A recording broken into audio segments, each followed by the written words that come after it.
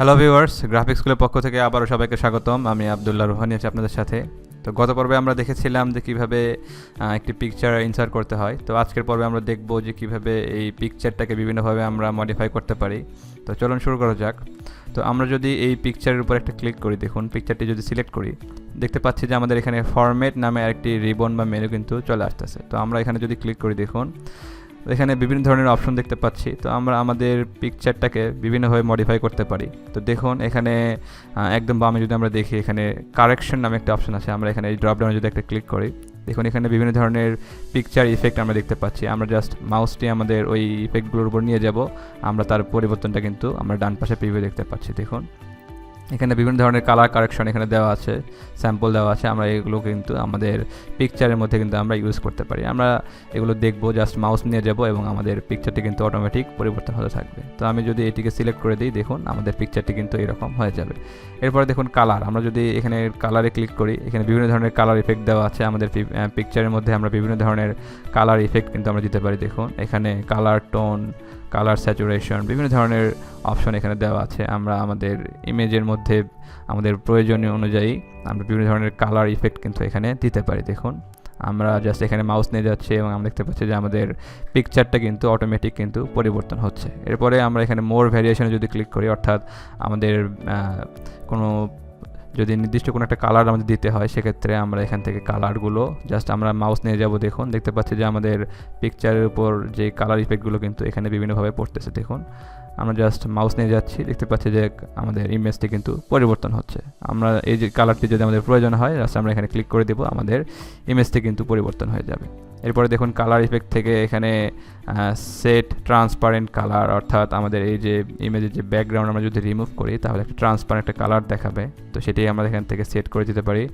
তো তার আগে আমাদেরকে যেটি দেখতে হবে, এখানে রিমুভ ব্যাকগ্রাউন্ড নামে একটা অপশন আছে। তো আমরা আমাদের ইমেজের আমরা কিন্তু ব্যাকগ্রাউন্ড কিন্তু আমরা রিমুভ করতে পারি। দেখুন আমরা এখানে রিমুভ ব্যাকগ্রাউন্ড একটা ক্লিক করব, করার পরে আমাদের সামনে এই ধরনের একটি অপশন আসবে। এখানে দেখুন আরও কিছু অপশন আছে, যেমন মার্ক এরিয়াস টু কিপ এবং মার্ক এরিয়াস টু রিমুভ। এখানে বলতেছে যে যে এরিয়াটি আমাদের প্রয়োজন পড়বে সেটি আমরা এখান থেকে মার্ক করে দিব, এবং যে এরিয়াটি আমাদের প্রয়োজন হবে না সেটি আমরা এখান থেকে মার্ক রিমুভ করে দিলে আমাদের এই যে লাল কালারটি দেখতে পাচ্ছি, এই অর্থাৎ এই অংশগুলো আমাদের প্রয়োজন নেই, এবং এই যে সবুজ কালার যে এরিয়াটি আছে এই অংশটুকু আমাদের থাকবে।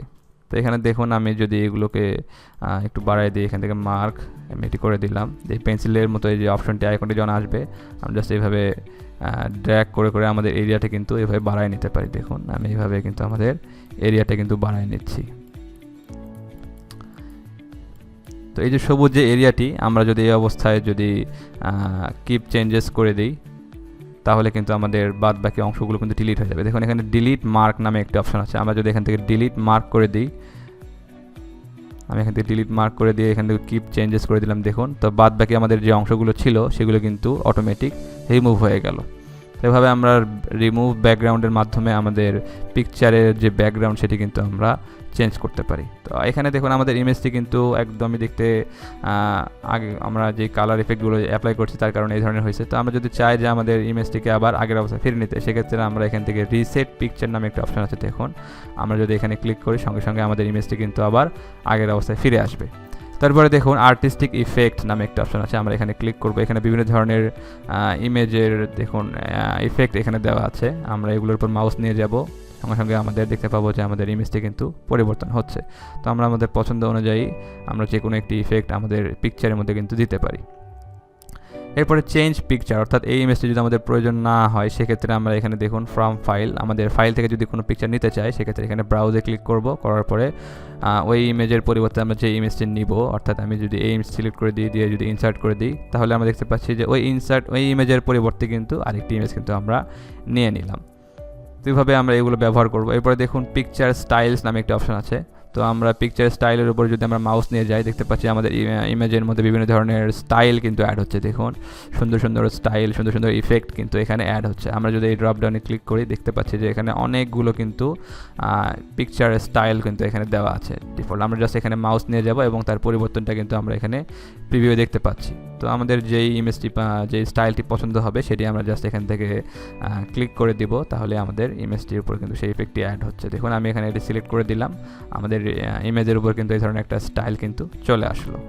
এরপরে দেখুন এখানে পিকচার বর্ডার নামে একটা অপশন আছে। আমরা যদি এখানে ক্লিক করি, আমাদের যে ইমেজটি আছে ইমেজের চতুর্পাশ দিয়ে আমরা একটা লাইন যদি দিতে চাই, সেক্ষেত্রে আমরা এখানে কালার আমরা দেখুন পিকচার বর্ডার।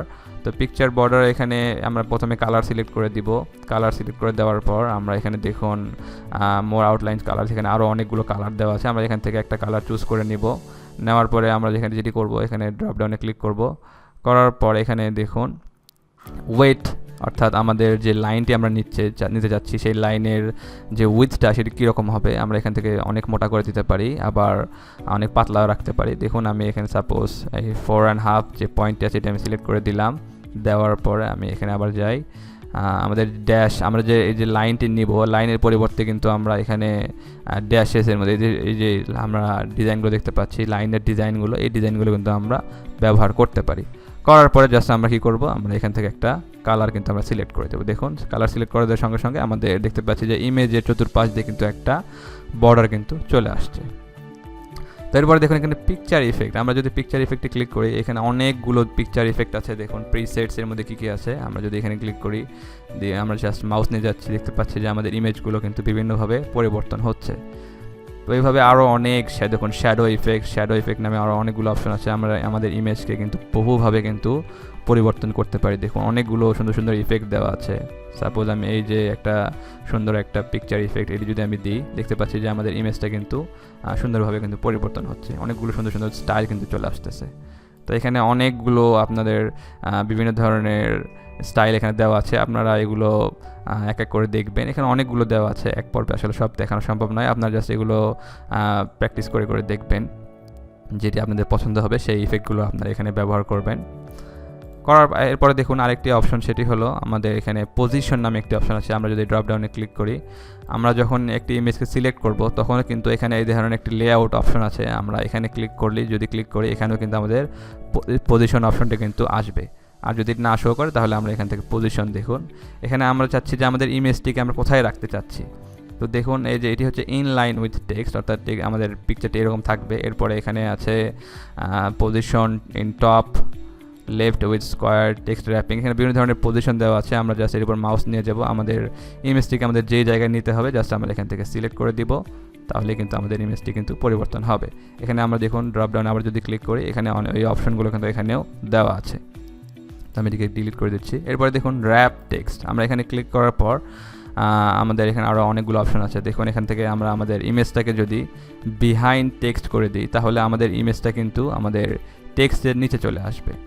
অর্থাৎ আমরা চাচ্ছি যে আমরা একটা টেক্সট লিখবো, সেই টেক্সটের নিচে আমরা এই পিকচারটিকে ইউজ করতে চাচ্ছি, সেক্ষেত্রে আমরা এখান থেকে বিহাইন্ড টেক্সট যদি করে দিই, তাহলে আমাদের ইমেজটা কিন্তু একদম পিছনে চলে যাচ্ছে। এখানে আমরা অলরেডি একটা ইমেজ আছে, আমি এটিকে ডিলিট করে দিচ্ছি। দেখুন বিহাইন্ড টেক্সট করে দিলে আমরা এটিকে যে কোনো জায়গায় কিন্তু আমরা আমাদের এই ইমেজটিকে কিন্তু মুভ করে নিতে পারি। দেখুন এখন আমরা কিন্তু আমাদের এই ইমেজটিকে আমাদের পেজের মধ্যে যে কোনো জায়গায় কিন্তু আমরা এটিকে মুভ করে নিতে পারি। আমরা যদি এটিকে না করতাম তাহলে কিন্তু আমরা এই কাজটি করতে পারতাম না। দেখুন আমি যদি এখন এখানে কোনো টেক্সট লিখি, এই টেক্সটে আমরা এখানে লিখলাম, আমি এটিকে কপি করে দিই। হ্যাঁ, আমি এটিকে কপি করে নিলাম। কপি করে দেখুন আমি যখন এটিকে পেস্ট করতেছি, দেখতে পাচ্ছি যে আমাদের যে ইমেজটি ছিল সেই ইমেজটি কিন্তু একদম নিচে চলে আসছে, কারণ আমি এটিকে বিহাইন্ড টেক্সট করে দিয়েছিলাম। তো আমি যদি এটা একবার সিলেক্ট করতে চাই, সেক্ষেত্রে আমাদের কী করতে হবে, হোম থেকে এসে আমাদের এখানে সিলেক্ট অবজেক্ট, কারণ আমাদের ইমেজটা হলো একটা অবজেক্ট। আমি এটিকে সিলেক্ট করব, আমাদের ইমেজটা সিলেক্ট হলো। সিলেক্ট হওয়ার পরে আমি এটিকে সিলেক্ট করি, করবো এখানে আবার ফরম্যাটে যাওয়ার পরে এখানে দেখুন র্যাপ টেক্সট, আমি যদি এটিকে বিহাইন্ড টেক্সট না করতে চাই, আবার যদি ইন ফ্রন্ট অফ টেক্সট, দেখুন ইন ফ্রন্ট অফ টেক্সটের উপর যখন আমি মাউস নিয়ে আসতেছি, দেখতে পাচ্ছি যে আমাদের পিকচারটা কিন্তু আবার আমাদের টেক্সটের উপরে চলে আসতেছে। এইভাবে বিহাইন্ড টেক্সট করলে নিচে চলে যাচ্ছে, এবং টপ অ্যান্ড বটম দেখুন এটি করলে এরকম দেখাবে। এরপরে থ্রু অর্থাৎ ভিতর দিয়ে করলে দেখুন এরকম দেখাচ্ছে, টাইট করে দিলে এক ধরনের দেখাবে, স্কোয়ার করে দিলে এরকম দেখাবে। এভাবে বিভিন্ন ধরনের কিন্তু আমাদের ইমেজের যে লেআউটগুলো সেটি কিন্তু এখানে দেখাচ্ছে। তো আমরা আমাদের পছন্দ অনুযায়ী আমাদের ইমেজটিকে জায়গার মধ্যে কিন্তু আমরা বসায় নিতে পারি। তো এখানেও দেখুন ব্রিং ফরওয়ার্ড, আমাদের ইমেজটিকে আমরা সামনে নিতে পারি, bring forward, bring send to back, এভাবে আমরা আমাদের ইমেজটিকে কিন্তু পজিশন করে নিতে পারি। এরপরে দেখুন এখানে ক্রপ নামে একটি অপশন আছে। আমি টেক্সটগুলোকে ডিলিট করে দিই, আমি এই যে টেক্সটগুলোকে আগে ডিলিট করে দিই। দেওয়ার পরে আমরা পিকচারটি সিলেক্ট করি, করার পরে এখানে ফরম্যাট থেকে দেখুন এখানে ক্রপ নামে একটি অপশন দেখতে পাচ্ছি। আমরা যদি এখানে ক্লিক করি, তো ক্লিক করার পরে দেখুন আমাদের ইমেজটিকে কিন্তু আমরা ছোটো করে নিতে পারি, আমাদের প্রয়োজন অনুযায়ী জায়গা কিন্তু আমরা কেটে নিতে পারি। সাপোজ এই যে এখানে ফুলটি দেখতে পাচ্ছি, আমরা চাচ্ছি যে শুধু এই ফুলের অংশটুকু থাকবে আর বাদ বাকি সব কিছু আমরা ডিলিট করে দেবো। সেক্ষেত্রে আমরা কী করবো, দেখুন এই যে এখানে আমরা একটা লাইন দেখতে পাচ্ছি, লাইনের উপর যখন আমরা মাউসটি নিয়ে আসবো, দেখুন এখানে মাউসটি এই ধরনের দেখাচ্ছে, যখন আমরা এই লাইনের উপর মাউসটি নিয়ে আসবো তখন কিন্তু আরেক ধরনের দেখাচ্ছে। তো আমরা এখানে এই অবস্থায় থাকা মাউস এই ধরনের যখন হবে তখন আমরা এইভাবে ড্র্যাগ করে এটিকে এভাবে দেখুন বাম দিকে আমরা কেটে দিব। এভাবে আমরা সেমভাবে এটিকে এইভাবে টেনে দিচ্ছি উপর দিকে, আমরা উপর দিক থেকে একটু নিচের দিকে নিয়ে নিলাম। এইভাবে কিন্তু আমরা এই যে অংশটুকু আমরা সিলেক্ট করে নিলাম। নেওয়ার পরে আমরা যদি এবার এখানে ক্রপে ক্লিক করি, দেখুন সঙ্গে সঙ্গে দেখতে পাচ্ছি যে আমাদের ইমেজটি কিন্তু ক্রপ হয়ে গেল। আমরা কিন্তু আমাদের ইমেজটিকে কিন্তু কেটে নিলাম। এভাবে আমরা হাইট উইথ, আমাদের ইমেজের হাইট উইথ এইভাবে আমরা বাড়ায় কমায় নিতে পারি, অথবা আমরা জাস্ট এভাবে ড্র্যাগ করেও কিন্তু হাইট উইথটা কিন্তু কমায় এবং বাড়ায় নিতে পারতেছি। তো আরেকটি এখানে যে বিষয়টি হলো, আমরা যখন ইনসার্টের মাধ্যমে যখন কোনো ইমেজ এখানে নিব, সেক্ষেত্রে জাস্ট আমাদের কিন্তু এই অপশনগুলো দেখাবে। কিন্তু যদি আমরা ড্র্যাগ করে আমাদের পিকচারে, আমাদের ডকুমেন্টের মধ্যে যদি কোনো ইমেজ যদি ইনসার্ট করাই, আমি এখানে আরেকটি ইমেজ নিচ্ছি, দেখুন আমি যদি ড্র্যাগ করি এইভাবে একটা ইমেজকে আমি যদি ড্র্যাগ করে নিই আমাদের ডকুমেন্টের মধ্যে, আমি একটা ইমেজ ড্র্যাগ করে নিলাম, এই যে ইমেজটা আমি ড্র্যাগ করে নিলাম, নেওয়ার পরে কিন্তু আমাদের ফরম্যাট মেনুটি কিন্তু আসবে। কিন্তু যদি আমরা এখানে ক্লিক করি, দেখুন দেখতে পাচ্ছি যে আমাদের ওই যে অনেকগুলো অপশন দেখাচ্ছিল সেই অপশনগুলো কিন্তু এখানে আর দেখাচ্ছে না, কারণ আমরা যে ইমেজটিকে কিন্তু ড্র্যাগ করে নিয়েছিলাম। আমরা যদি সরাসরি ইনসার্ট থেকে নিতাম তাহলে কিন্তু সবগুলো অপশন দেখাতো। দেখুন আমি আরেকবার দেখাই আপনাদের, আমি যদি এখানে ইনসার্ট মেনু থেকে পিকচার্স এখানে ক্লিক করে যদি ইনসার্টের মাধ্যমে যদি আমরা কোনো পিকচারকে ইনসার্ট করি, সেক্ষেত্রে আমাদের সবগুলো অপশনে কিন্তু এখানে দেখাবে। আর যদি আমরা ড্র্যাগ করে নিয়ে আসতাম তাহলে কিন্তু এই অপশনগুলো এখানে অ্যাভেলেবেল থাকতো না। তো এই হলো মোটামুটি বিষয়। আমরা দেখলাম যে ফরম্যাটের মাধ্যমে, এই ফরম্যাট মেনুর ব্যবহার করে কীভাবে আমাদের পিকচারকে আমরা বিভিন্নভাবে চেঞ্জ করতে পারি। তো আজকের পর্বে এতটুকুই, পরবর্তী পর্বে আবারও দেখা হবে। ততক্ষণ সবাই ভালো থাকবেন, ধন্যবাদ সবাই।